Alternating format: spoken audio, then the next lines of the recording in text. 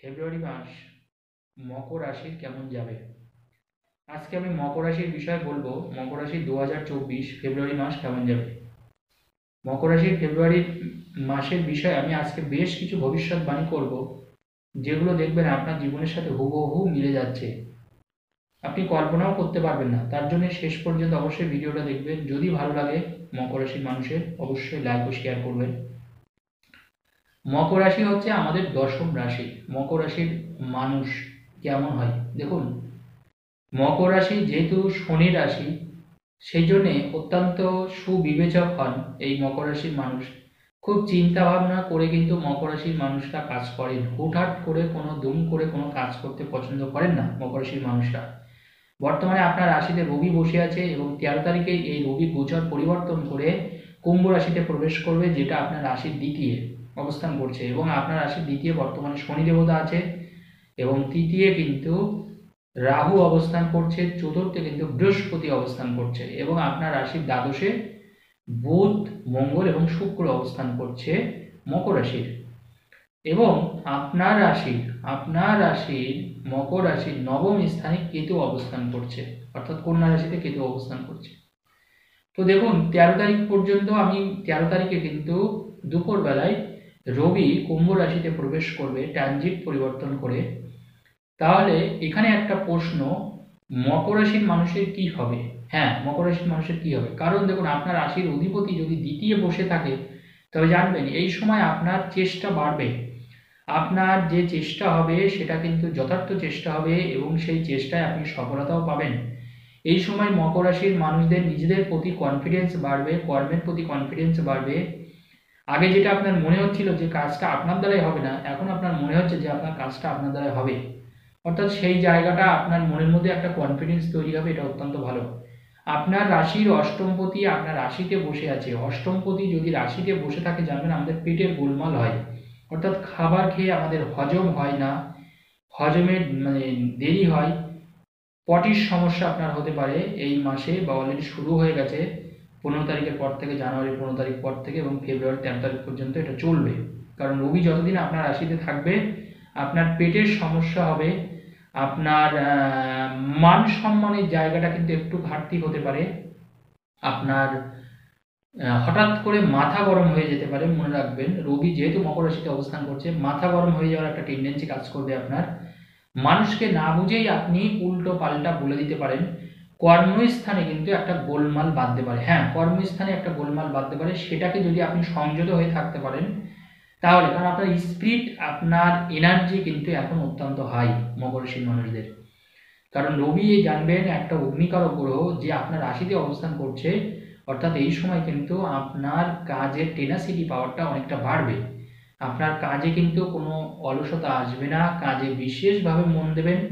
কিন্তু মনে রাখতে হবে যে কর্মস্থলে যেন কোনো রকমের গোলমাল না বাঁধে, বা আপনি যেন হুটপাট করে কাউকে কোনো কিছু না বলে দেন, সেটা কিন্তু অবশ্যই দেখে নেবেন। আপনার রাশির চতুর্থে যেহেতু বৃহস্পতি এখন অবস্থান করছে এবং বৃহস্পতি ফেব্রুয়ারি মাসটা পুরোটাই থাকবে, তো স্বাভাবিকভাবে রাশির চতুর্থে যদি বৃহস্পতি থাকে তাহলে কি হয়, চতুর্থ ঘর দেখুন আমাদের বন্ধু বান্ধব, মায়ের ঘর, আমাদের বেসিক সুখের ঘর, আমাদের বেসিক পড়াশোনার ঘর। চতুর্থ ঘর আমাদের বন্ধুদের ঘর, জমি জায়গা পাবো কিনা সেই ঘর, আমার গাড়ি হবে কিনা সেই জিনিসটাও আমরা বিচার্য বিষয় 4th হাউস থেকে। এবং বৃহস্পতি যদি 4th হাউসে থাকে, সেটা জানবেন আপনার জন্য অত্যন্ত ভালো। কারণ এই বৃহস্পতির সপ্তম দৃষ্টি কিন্তু জানবেন আপনার রাশির দশমে আছে। তো স্বাভাবিকভাবে সেটা আপনার জন্য অনুঘটকের কাজ করছে, অত্যন্ত ভালো কাজ করছে। অর্থাৎ বিপদে পড়লেও আপনি রক্ষা পাবেন। কারণ কর্মস্থানে যদি বৃহস্পতি দৃষ্টি থাকে, তাহলে মকর রাশির মানুষের কাজ এখন যাবে না, কাজ আপনি পাবেন। যদি কারোর কাজ চলে যায়, জানবেন কাজ কিন্তু আপনি পাবেন। কারণ জানবেন শনির 7.5 মকর রাশি চলছে, অর্থাৎ একটু তো নেগেটিভ আপনি পাবেন।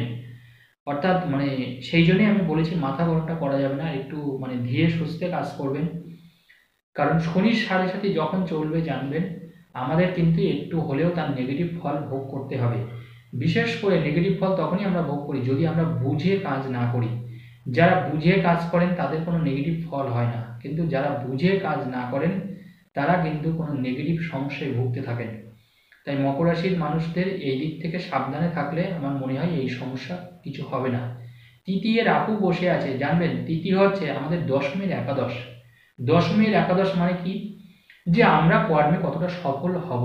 দেখুন কাজ তো আমরা প্রত্যেকে করি, আমরা প্রত্যেকেই কাজ করি, কাজ ছাড়া এই পৃথিবীতে কেউ বাঁচতে পারবে না। কারণ দেখুন কাজ না করলে আপনি ইনকামও করতে পারবেন না, আপনি বেঁচেও থাকতে পারবেন না। অর্থাৎ কর্ম আমাদের প্রত্যেকেরই করতে হবে, সে কেউ অল্প করুক কেউ বেশি করুক, বাট কাজ আমাদের সকলকেই করতে হবে। তো একটা মানুষ কাজ করে কতটা উন্নতি করতে পারবে, কতটা প্রোগ্রেস করতে পারবে, সেই মানুষ কতটা কি পেতে পারে। কারণ দেখুন সব মানুষ তো সমান কিছু পায় না, কারণ আমাদের ভাগ্য যদি না থাকে আমরা তো পাবো না। এই তৃতীয় ঘর থেকে কিন্তু আমরা এই বিচারটা করি যে আমরা কর্মে কতটা সফলতা পাবো। সেখানে কে বসে আছে, সেখানে রাহু বসে আছে। নবমে কে বসে আছে, নবমে কেতু বসে আছে। তো স্বাভাবিকভাবে তৃতীয় থেকে দশমের একাদশ, তৃতীয় মানে দশমের একাদশ, অর্থাৎ আপনার কতটা সফলতা আপনি পাবেন, আপনি যে কাজ করছেন তার সফলতা কতটা। দেখুন রাহু হচ্ছে কি একটা ছলনাকারী গ্রহ। আপনার মনে হবে যে হ্যাঁ আপনি অনেক কিছুই করেছেন, আপনি এই কাজটা পারবেন, অর্থাৎ মরীচিকার পিছনে দৌড়ানো সোজা কথা। অর্থাৎ নিজে যতক্ষণ না স্যাঙ্গুইন না হবেন ততক্ষণ কোনো কাজে হ্যাঁ বলবেন না। অর্থাৎ আপনার আত্মবিশ্বাস যতই থাকুক, যতই আত্মবিশ্বাস বাড়ুক, মনে রাখবেন মানে ছলনার এতে যেন ভুগবেন না। কারণ কোনো একটা ছলনার মধ্যে আপনি পড়ে যেতে পারেন মকর রাশির মানুষরা। কারণ জানেন তৃতীয় কিন্তু রাহু বসে আছে, যে আপনাকে ছলনা দেবে, যে আপনাকে ধোঁকা দেবে, আপনার কনফিডেন্স বাড়িয়ে কিন্তু মিথ্যা জিনিসে কনফিডেন্স তৈরি হতে পারে। তাই মকর রাশির মানুষরা যদি এই দিক থেকে সচেতন হন, আমার মনে হয় ফেব্রুয়ারি মাসটা যথেষ্ট ভালো যাবে, আপনার কোনো অসুবিধার কিছু নেই। এই সময় বাচ্চা আপনি নিতে পারেন, সন্তান নিতে পারেন। চতুর্থে বৃহস্পতি, অসুবিধা হওয়ার কথা না। যাদের দীর্ঘদিন ধরে বাচ্চার সমস্যা হচ্ছে বা বাচ্চা হতে চাইছে না, তারা বাচ্চা নিতেই পারেন। কারণ আর কিছুদিন পরে মে মাস থেকে বৃহস্পতি আপনার রাশি পঞ্চমেই প্রবেশ করবে, সেই ক্ষেত্রে কোনো অসুবিধা হওয়ারই কথা না। তাছাড়া জানবেন এই সময় জমি জায়গার যদি কোনো ঝুঁক ঝামেলা থাকে সেটা কেটে যাবে, বন্ধুদের সাথে সম্পর্ক ভালো হবে, পড়াশোনায় বিদ্যার্থীদের মন আসবে। মকর রাশির মানুষদের কিন্তু রেজাল্ট ভালো হবে। যাদের ফেব্রুয়ারির মধ্যে বা মার্চের মধ্যে যদি কোনো রেজাল্ট থাকে তাদের রেজাল্ট ভালো হবে। দেখবেন আপনি যতটা আশা করেছিলেন মাধ্যমিক বা এইচএসে, দেখবেন তার থেকেও আপনি বেশি নাম্বার পাবেন। তার কারণ চতুর্থে যদি বৃহস্পতি থাকে, আমাদের মানে আশার থেকে বেশি মার্কস পাই। এই সময় পড়াশোনাটাও আপনার ভালো হবে, পড়াশোনাতে কোনো নেগেটিভিটি কিছু আসবে না, আপনি যেটা পারবেন সেটা আপনি করতে পারবেন। আর একটা গুরুত্বপূর্ণ কথা আমি একটু বলবো, আপনার পায়ে কোনো কাঁটা ফুটতে পারে, পায়ে বা হাঁটুতে বা শরীরে, এটা কিন্তু মনে রাখবেন। কাঁটা বা কোনো কাঁচ আপনার শরীরে কেটে যেতে পারে, অথবা আপনার কোনো কাঁটা, সেটা সুচ হতে পারে, সেটা ব্লেডের কোনো কিছু হতে পারে, কাঁচের কোনো টুকরো হতে পারে, শরীরে কোনো কাঁটা বা সুচ জাতীয় কিছু চলে যেতে পারে, এটা একটু নজর রাখবেন। চোখে কিন্তু কোনো ধুলো বালি এই ধরনের কোনো কিছু ঢুকতে পারে, বড় ধরনের কোনো কিছু, সেটাও আপনাকে মাথায় রাখতে হবে। এই ফেব্রুয়ারি মাসে অলরেডি শুরু হয়ে গেছে, ফেব্রুয়ারি 18 তারিখ থেকে, জানুয়ারি 18 তারিখ থেকে এটা শুরু হয়ে গেছে। ফেব্রুয়ারি মাসটা এই দিক থেকে একটু সাবধানে থাকবেন। পেটের গোলমালের কথা আমি ভিডিওর প্রথমেই বললাম, ওটা নিয়ে আর বলছি না। তাছাড়াও মকর রাশির মানুষদের আরেকটা হতে পারে, চুলটা এই মাসে একটু বেশি উঠবে, মনে রাখবেন। কারণ রবি একটা গরম গ্রহ, সে আপনার রাশিতে অবস্থান করছে, অর্থাৎ চুল উঠে যাওয়ার একটা প্রবণতা তৈরি হবে। চুল নিয়ে একটু মানসিক টেনশন আপনি ভুগতে পারেন।